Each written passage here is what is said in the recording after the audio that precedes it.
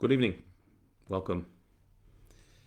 I'd like to make a call for sanity in an increasingly insane world. It seems that the way things are now, you can have two people in the same family, same household, same community, who are both looking at the exact same world, seeing two completely different pictures of the world. So different that they are completely irreconcilable, cannot make peace with each other, and can't even speak to each other anymore. You've got people who are looking at the situation that we're in today and saying that we have a vaccine, and the vaccine is the solution. It's the way out. It's the way to life, to freedom, to get us out of this terrible situation. And you have other people saying that the vaccine is death, poison. It's going to kill us all off. Those two outlooks can't be reconciled with each other. It can't be both. The vaccine can't be here to save us and here to kill us at the same time. And yet, you'll have two people looking at the exact same picture and looking at it in this totally opposite way. There'll be those who say that the vaccine was invented by those who care for health to try and bring health to the world, and others telling us that the vaccine was invented by people who want to undo the world, the exact opposite of health. Now, this situation, the fact that we can look at the one thing from two such opposite viewpoints, there's always been that. There's always been different opinions throughout history.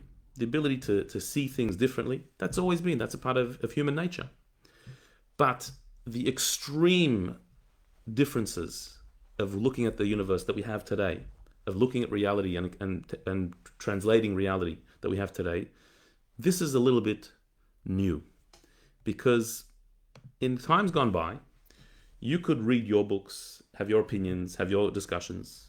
Somebody else may have different opinions, reading from different books and different sources and different discussions.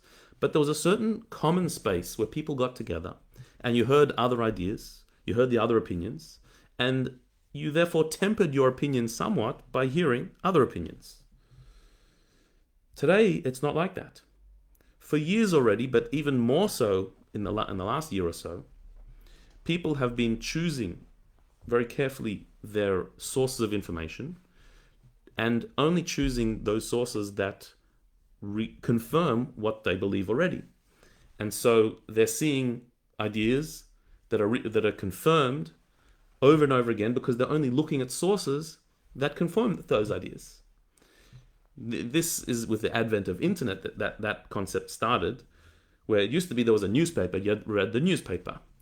And there were a couple of newspapers to choose from. Maybe there were slight differences in their angles and politics, but there was a general story, a narrative of what was going on in the world that everybody shared, with slight differences or sometimes extreme differences, but there was a common space. And then with internet, we choose our source of news, we choose what we read and where we read it, and we tend to choose things that agree with our biases. And so we only see one side of the story. That has been true since the internet came about, but even more so these days when we're all just sitting at home. There's no interaction, there's no common space. So you're reading the ideas and the thoughts and the concepts and the biases that you already have. They're being confirmed over and over again. And you're not even talking to anybody else. You're not even conversing with others and hearing the bigger picture from the outside of your bubble.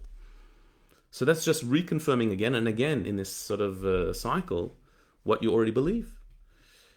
And that has led to a state where we cannot understand how somebody can't see it the way we see it. We're so confirmed in our thoughts that we can't believe that somebody else can't join the dots and see what's so obvious in front of their eyes. What's alarming about this is that it's leading to a huge amount of discord and hatred. Hatred amongst family, amongst our own people. People who used to be close friends can't be friends anymore because they disagree on these issues. Families are being split because they can't see eye to eye on these issues. And this is a serious tragedy and something that is extremely worrying. How are we going to get out of that?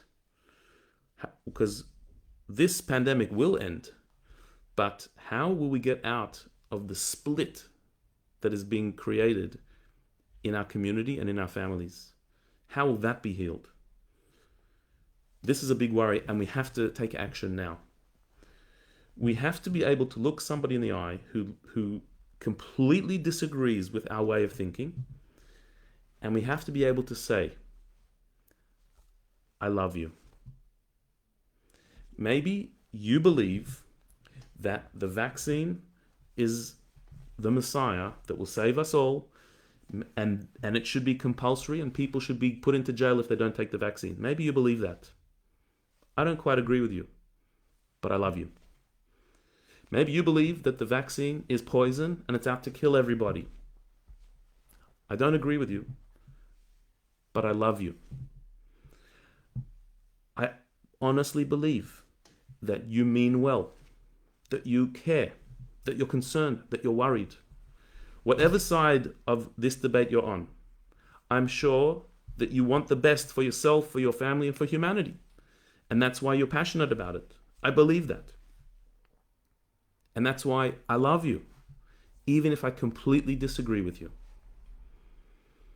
We have to develop a sense of love and oneness, especially with those who disagree with us. Now, I know what you're saying. You're saying, how can I agree with somebody who their opinion is dangerous? It's lethal. The way they think will kill people. People will die as a result of that philosophy. How could I love such a person? Good question. But let's be honest about it. There are people on all sides of this debate and every debate. There are people who are really nefarious, evil people. There are such people around.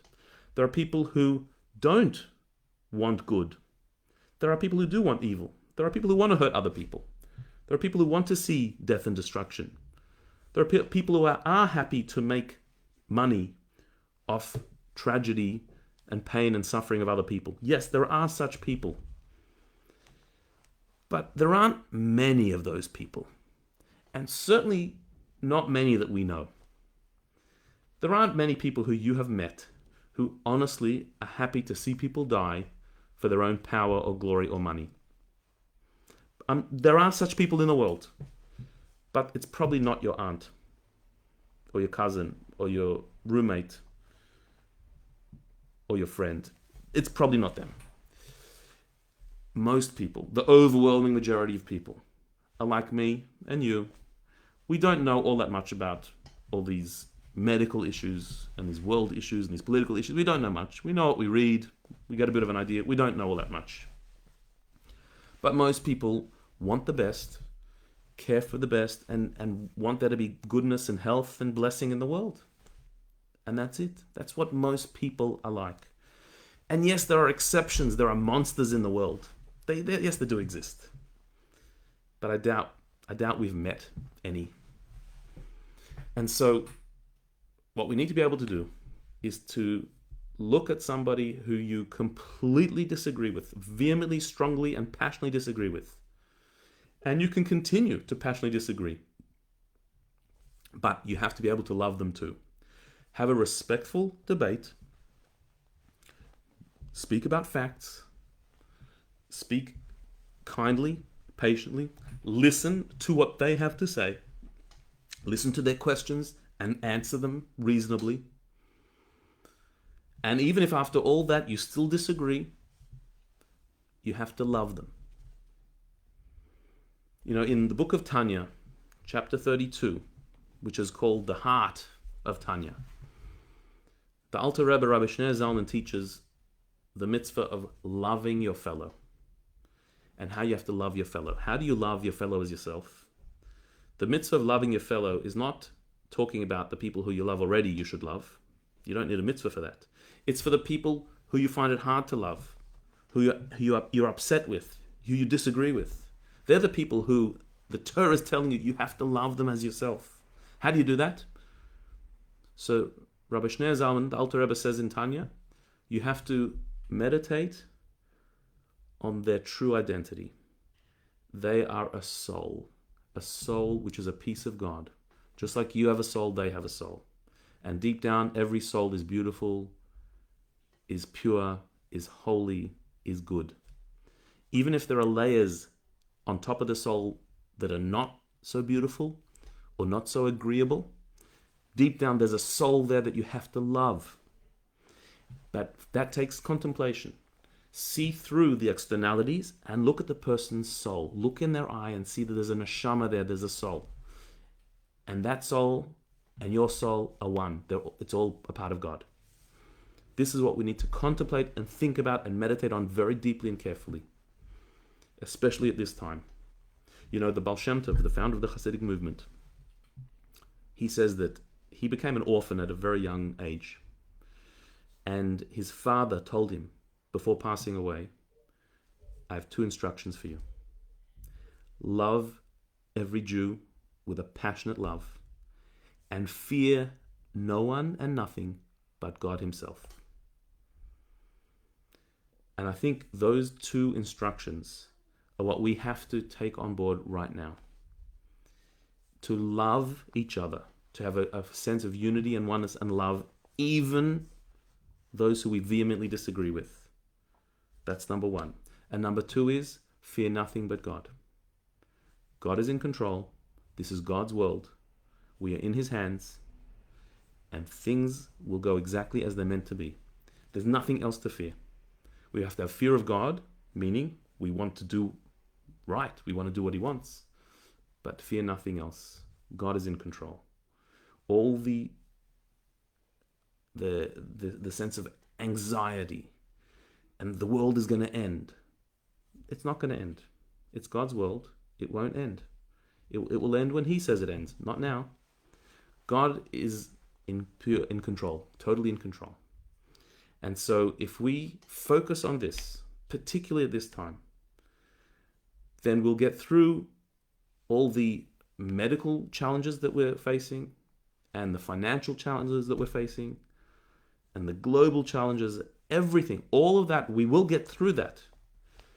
But we have to remember the soul. We have to remember the neshama of every single person. Everyone is created in God's image. And now it's true, I know there are some people who are really evil. There are really evil people out there. How can I love them? How can I love somebody who's truly evil? Well, it's a good question. And here also I quote Tanya. In Tanya it says that when you look at a person who is really not lovable, maybe they really are evil. So for that person, you have to have pity. Feel sorry for them. Feel sorry that here is a divine soul so corrupted that they're so involved with evil. Feel bad for them. Actually feel compassion. Feel sorry for their soul. And when you feel sorry for their soul, so then you can have a sense of love for their deepest self that they're so detached from. Even they can be loved. This doesn't mean that we have to spend time with everybody. This doesn't mean we have to expose ourselves to everybody's company. There are some people who are toxic, some people who are difficult and dangerous, some people who bring us down and bring the worst out in us. Sometimes we do have to create space, but not hatred. We don't need to hate each other, ever. We can have passionate feelings towards somebody's ideas. We can strongly oppose those ideas, but oppose it with truth. Oppose it with strong arguments. Present the light and the darkness will vanish. If you really feel that there's a darkness in the opposition, so bring more light, shed more light. Hatred is not bringing light. Just bring truth. If you have truth, present it. in a loving, open, honest, and convincing way. Because truth will win, and light will win. Darkness will be banished, and falsehood will be overcome. But we just have to make sure we're on the side of light and love. And so my blessing to all of us is that we should never forget those words that the Baal Shem Tov's father told him. Love each other with a passion. Fear nothing but God. And let us all commit to thinking about a person who maybe you have been a little bit disconnected from, distanced from. Maybe you're not talking to that person because their opinions bother you. Make peace with them. Tell them, I disagree with you. I haven't changed my mind, but I still love you. Do you have the audacity to do that? Do you have the strength to do that? To say, I don't disagree with you, but I still love you. If we can, then that unity and love will bring out the greatest light, will get us through everything. Because the one thing that is forever is the soul, which is a part of God, the eternal God. God bless.